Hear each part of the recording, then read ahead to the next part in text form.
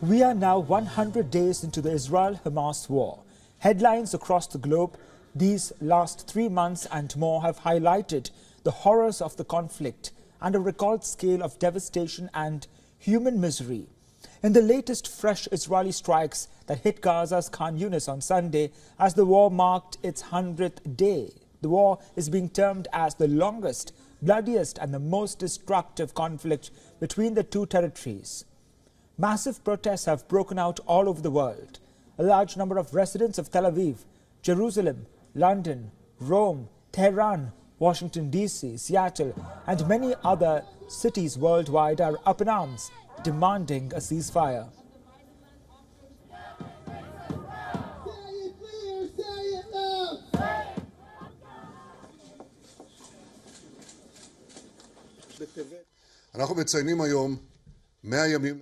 We today mark 100 days of war. 100 days since terrible days on which our citizens were slaughtered and kidnapped. We are continuing to the war, its conclusion, and the total victory until we have achieved all of our objectives, the elimination of Hamas, the return of all of our hostages, the guarantee that Gaza will never again pose a threat to Israel. We will restore security both in the south and in the north. No one will stop us, not The Hague, not the axis of evil, nor anyone else. Meanwhile, Israel and Hamas have reached an agreement through Qatari mediation to transfer medicine to the hostages held in Gaza. The first lot of medicines have reached the hostages. This marks the only time the warring sides are reaching a deal since the week-long ceasefire lapsed in December.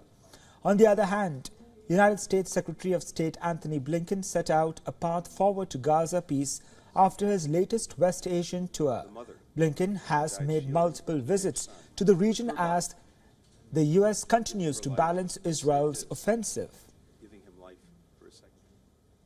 As we have everywhere throughout this trip, we've been focused on a number of key objectives.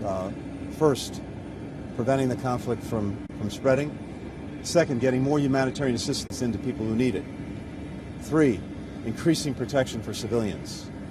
4, getting hostages out to make sure that October 7th can never happen again, and so that this conflict can end.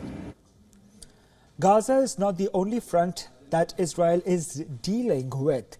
Despite preventive efforts, the war has shown strong signals of spiraling into the region. Lebanon's Hezbollah began cross-border shelling attacks against Israel on October 8th.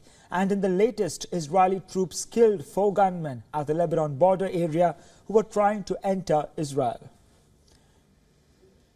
Yemen's Houthi group also began sporadic long-range attacks on Israel after the war began.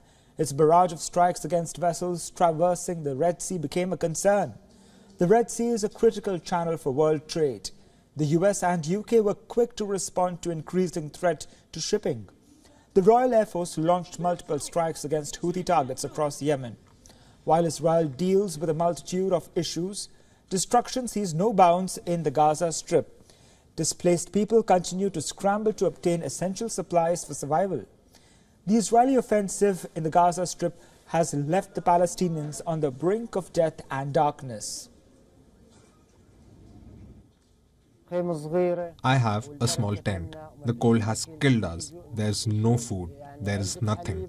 I can't give my children a carton of milk. My children are sick.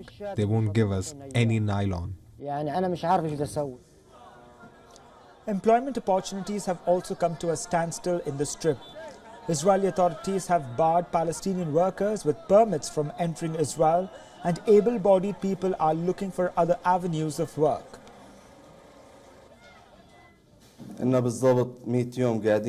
Exactly 100 days. We are sitting without work. So I started to work on the land, to plant it. My father has land behind the house, where we can plant onion, radish, lettuce.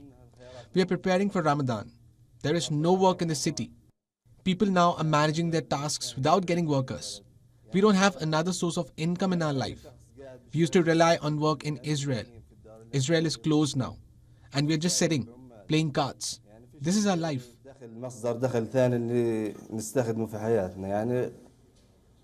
For more on this, we earlier spoke to Dr. Adam Day, the head of Geneva office of United Nations University Center for Policy Research.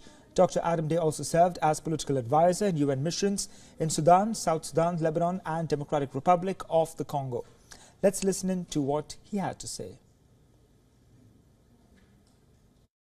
I think the main message right now is that they're not finished yet. If you think of the three objectives that Israel has, it's destroying Hamas's leadership, eliminating the infrastructure in Gaza, and getting the hostages back. With only a third of the hostages back, many Hamas leaders still around, and the infrastructure still present in both the north and the south. I think the real message is we're not finished yet, and I would anticipate an increase in intensification of the conflict in the south in the coming period as they start to focus more on where they think the Hamas leadership and the hostages are. But I don't think it's over in the north either. And I don't think that the north is a safe place to go back to yet.